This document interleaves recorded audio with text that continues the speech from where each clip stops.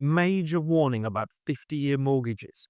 It's been announced that in the US, they're introducing a 50-year mortgage, and there's a lot of rumors about them coming to the UK as well. This is being sold to people as, don't worry, just spread your mortgage over 50 years.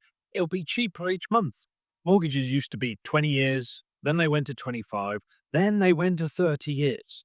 And now they're talking about a 50-year mortgage payment term. Yes, if you spread the payment out over 50 years, it might cost you a little bit less each month. So for the full term of the mortgage, you are going to pay significantly more than you would if you were on a 25 or 30-year product. We're not talking a few quid here, we're talking about hundreds of thousands of pounds over your entire lifetime. So why would banks introduce this then? A couple of reasons. Number one, they want to make more money out of you.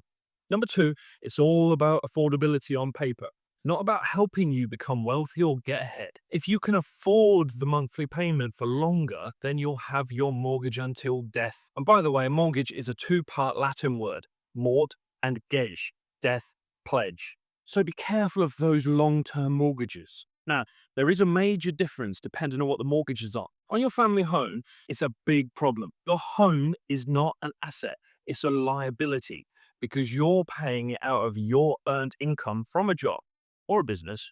When you stop working at 60, 65, 70, whatever age they move retirement to, if you've still got a 50-year mortgage, you're paying that mortgage into your retirement. And if you can't provide affordability, you might not be able to refinance or get a good fixed rate or anything like that. That's a major risk. On an investment property, it's completely different. On a buy-to-let, somebody else is making the payment, the tenant. So if you've got a 50-year mortgage on an investment property and the numbers stack, which means you're making passive income each month, this can make a lot more sense. The tenant is paying the mortgage, and after 50 years, you can either sell the investment and benefit from the equity or do something else with them. You can't sell your own home and move nowhere, can you?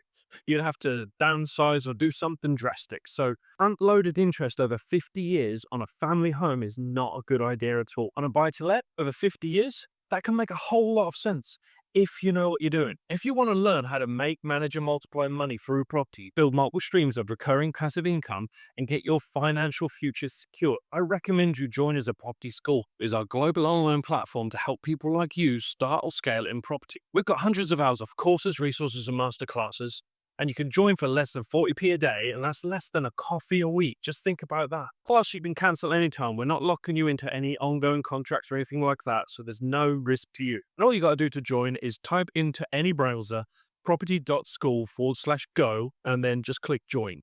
So once again, that's property.school/go, click join, and I'll see you inside.